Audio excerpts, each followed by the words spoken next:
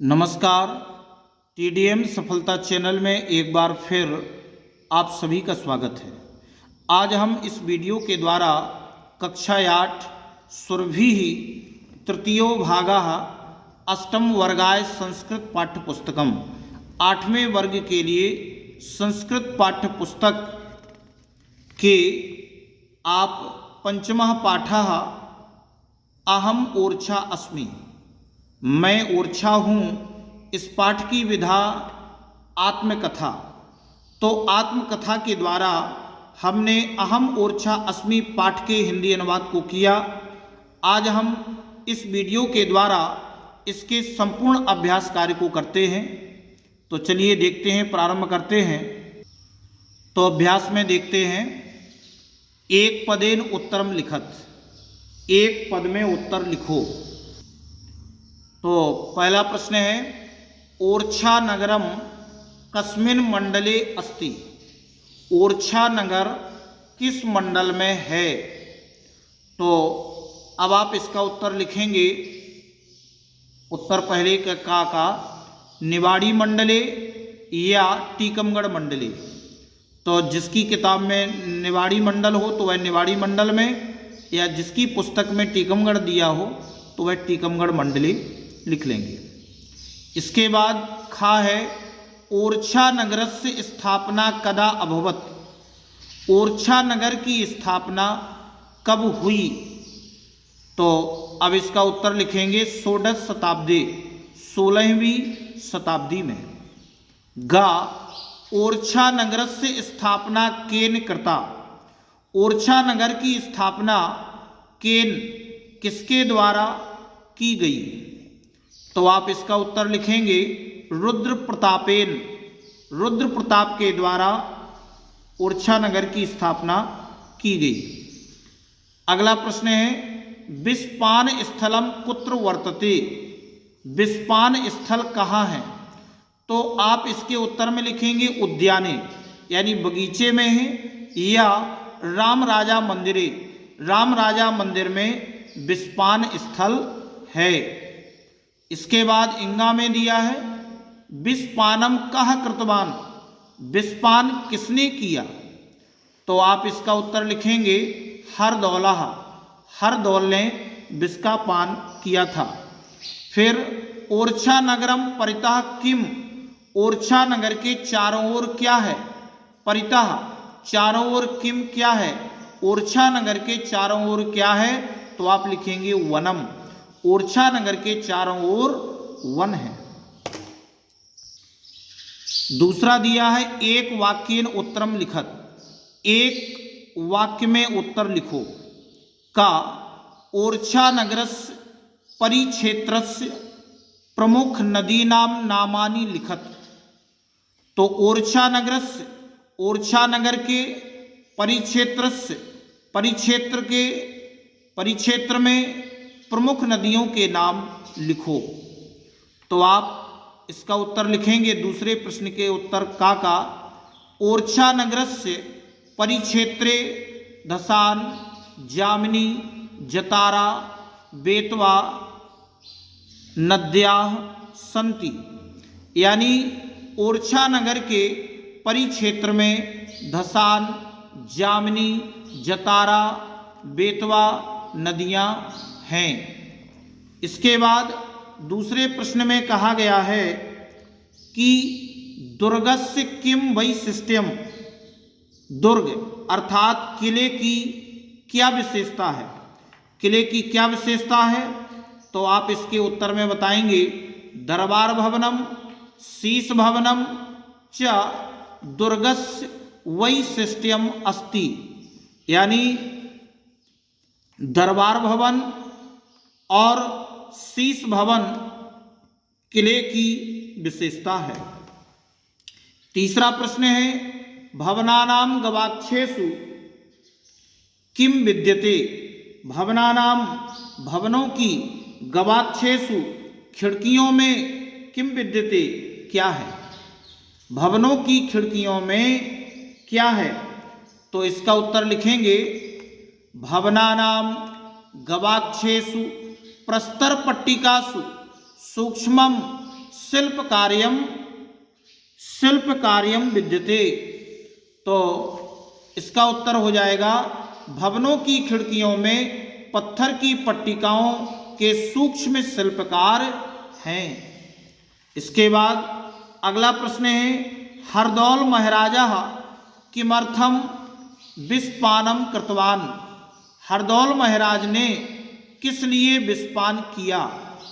तो घा का उत्तर लिखेंगे हरदौल महाराजा महाराज्ञा सम्मान रक्षणाय राज्ञा संदेह निवारणाय च विषपानम कृतवान। हरदौल महाराज ने महारानी के सम्मान की रक्षा के लिए और राजा के संदेह के निवारण के लिए विषपान किया। राजा के संदेह के निवारण के लिए हरदौल ने विषपान किया। अगला प्रश्न है प्रसिद्ध कवेः केशवदासस्य स्थानम कुत्र अस्ति। प्रसिद्ध कवि केशवदास का स्थान कहाँ है। तो अब आप इसका उत्तर लिखेंगे प्रसिद्ध कवेः केशवदासस्य स्थानम उद्यानस्य नाति दूरे अस्ति। प्रसिद्ध कवि केशवदास का स्थान उद्यान के अत्यधिक पास में ही है, यानी अत्यधिक दूर नहीं है। नाति दूरे अस्ति, वही उद्यान के पास में है। इसके बाद ओरछा नगरे कानि द्रष्टव्यानि स्थलानि सन्ति। ओरछा नगरे, तो ओरछा नगरम ओरछा नगरे कानि द्रष्टव्यानि स्थलानि सन्ति। ओरछा नगर में कानि कौन से द्रष्टव्यानि देखने योग्य स्थलानि स्थल सन्ति हैं।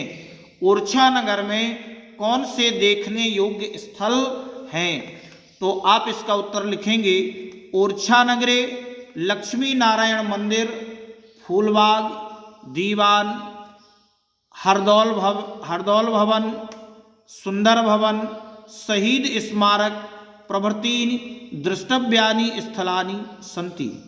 यानी ओरछा नगर में लक्ष्मी नारायण मंदिर, फूलबाग, दीवान, हरदौल भवन, सुंदर भवन और शहीद स्मारक इत्यादि देखने योग्य स्थल हैं। आगे तीसरे प्रश्न में कहा गया है उच्चतम मेलेयत, उचित मिलान करिए। यहाँ पर आ और बा में हमें ये दिए गए हैं, तो हम इसके सामने सही वाले को लिखेंगे। तो कॉपी में किस प्रकार से लिखेंगे वो आप देखें। तो तीसरे प्रश्न का जो उत्तर होगा ओरछा नगरस्य परिक्षेत्रे, ओरछा नगर के चारों ओर चतस्रः नद्यः सन्ति, 4 नदियाँ हैं। विवाहावसरे महिलाः तम प्रथमं पूजयन्ति। विवाह के अवसर पर महिलाएं सबसे पहले उनको पूजती हैं। प्रस्तरेषु कलायाः चित्रणम, पत्थरों पर कला के चित्र अद्भुतम भांति, अद्भुत लगते हैं। जुझार सिंहस्य प्रियः अनुजः, जुझार सिंह का प्रिय छोटा भाई हरदौलः आसीत्, हरदौल था। सर्वाधिकम निर्माण कार्यम, सर्वाधिक निर्माण कार्य महाराज वीर सिंह प्रथमस्य शासने अभवत, महाराज वीर सिंह प्रथम के शासन काल में हुआ। चौथे प्रश्न में हम देख रहे हैं कि उचित पदेन रिक्त स्थानम पूरयत, उचित पद के द्वारा रिक्त स्थान पूर्ण करना है। यहाँ पर हमें शब्द दिए गए हैं, तो हम देख रहे हैं कि का विषपान स्थलम वर्तते, विषपान स्थल है। कहाँ पर है विषपान स्थल? उद्यानस्य मध्य, यानी बगीचे के बीच में। खा दरबार भवनम अस्ति, दरबार भवन है, क्या है? दुर्गे, यानी किले में है कि मार्गे? तो हम बता देंगे कि यह किले में है, दुर्ग में। केशवदासः कवि आसीत्, केशवदास कवि थे। संस्कृत भाषायाः हिंदी भाषायाः, तो हम उत्तर बता देंगे कि केशवदास हिंदी भाषा के कवि थे। फिर ओरछा नगरस्य इतिहासः, ओरछा नगर का इतिहास है। मोचकः रोचकः, तो केस ओरछा नगर का इतिहास रोचक है, सुंदर है। जामिनी नद्याः तीरे अधिकाः भवन्ति, जामिनी नदी के किनारे पर अधिक होते हैं क्या? दाडिम वृक्षाः जम्बू वृक्षाः। तो सही उत्तर हो जाएगा जम्बू वृक्षाः। जामुन के वृक्ष कहाँ पर? जामिनी नदी के किनारे पर होते हैं। अगला प्रश्न है नामोल्लेख पूर्वकम, नाम का उल्लेख करते हुए समास विग्रहम कुरुत, समास विग्रह करो। तो यहाँ पर हमें 5 शब्द दिए गए हैं, तो हम इन सभी का समास विग्रह करेंगे और उस समास का नाम लिखेंगे। तो सबसे पहले का में दिया है शिल्प कार्यम, तो इसका समास विग्रह करेंगे शिल्पस्य कार्यम, शिल्पस्य कार्यम यानी शिल्प का कार्य। तो ये हो जाएगा षष्ठी तत्पुरुष समासः। खा काव्य कला विदग्धायाः, तो ये हो जाएगा काव्य कलायाम विदग्धायाः, काव्य कला में पूर्णता रुचिता, काव्य कला विदग्धायाः। तो ये हो जाएगा कलायाम सप्तमी विभक्ति, सप्तमी तत्पुरुष। इसके बाद गा विस्पान स्थलम, विस्पान स्थल, विस्पानस्य स्थलम, विस्पान का स्थल, तो ये हो जाएगा षष्ठी तत्पुरुषः। इसके बाद विवाहावसरे, तो इसका समास विग्रह हो जाएगा विवाहस्य अवसरे, विवाह के अवसर पर, तो षष्ठी तत्पुरुषः समासः।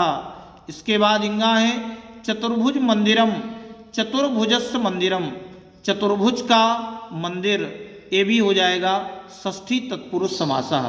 तो यहाँ पर हमने इन सभी समास पदों का समास विग्रह किया और उनका नाम लिखा। आगे पूछा गया है कि नामोल्लेख पूर्वकम संधि विच्छेदम कुरुत, नाम का उल्लेख करते हुए संधि विच्छेद करो। अत्रैव, महत्वंच, अद्यावधि, सर्वाधिकम और भवनमपि, तो इनका आप करेंगे 6वें प्रश्न के उत्तर में शब्द संधि विच्छेदा और संधि का नाम। तो यहाँ पर हमें पहला दिया है अत्रैव, तो अत्र धन एव, तो ये हो जाएगा वृद्धि स्वर संधि। इसके बाद महत्वंच, तो महत्वम धन च, अब इसमें आ गया हलंत, तो हम इसको बता देंगे कि ये व्यंजन संधि ही। इसके बाद है अद्यावधि, अद्य धन अवधि, तो ये हो जाएगा दीर्घ स्वर संधि ही। इसके बाद सर्वाधिकम, सर्व धन अधिकम, तो ये भी दीर्घ स्वर संधि ही। भवनमपि, भवनम धन अपि, भवन भी, तो ये हो जाएगा हलंत लगा है, इसलिए हम इसको कह देंगे कि ये व्यंजन संधि है। अब आगे प्रश्न में पूछा गया है समीचीनम चिनुत आम न, समीचीनम अर्थात ठीक को चुनो, यानी ठीक के आगे आम अर्थात हाँ और गलत के आगे न अर्थात नहीं लिखो। तो इसमें हमसे क्या पूछा गया है कि ओरछा नगरस्य दुर्गः सुदृढ़ः कलात्मकः च नास्ति, ओरछा नगर का किला मजबूत और कलात्मक नहीं है। तो ये क्या कह रहे हैं? गलत कह रहे हैं, तो हम इसमें लिख देंगे ना। इसके बाद आगे कहा गया है अभयारण्यम वन्य पशूनाम रक्षणाय भवति, अभयारण्य जंगली पशुओं की रक्षा के लिए होता है, तो सही है, तो हम इसमें लिख देंगे आम। गा में पूछा गया है ओरछा नगरे भित्तिकासु मनोहराणि चित्राणि वर्तन्ते, ओरछा नगर में दीवारों पर मनोहर चित्र होते हैं, तो सही है, तो हम इसमें भी कर देंगे आम। ओरछा नगरस निकटे सप्तधाराः सन्ति, ओरछा नगर के पास में 7 धाराएं हैं, तो सही है, तो हम लिख देंगे आम। राम राजा मंदिरे परशुरामस्य प्रतिमा अस्ति, राम राजा मंदिर में परशुराम की प्रतिमा है, तो ये वाक्य गलत है, क्योंकि राम राजा मंदिर में राम राजा विराजमान हैं, तो यह वाक्य गलत है, इसलिए हम इसमें लिख देंगे ना। तो इस प्रकार से इस वीडियो में बस इतना ही। नेक्स्ट वीडियो में हम इसके अगले पार्ट के हिंदी अनुवाद को करेंगे। आपको ये वीडियो अच्छा लगा हो तो वीडियो के लिए कमेंट शेयर अवश्य करें। धन्यवाद।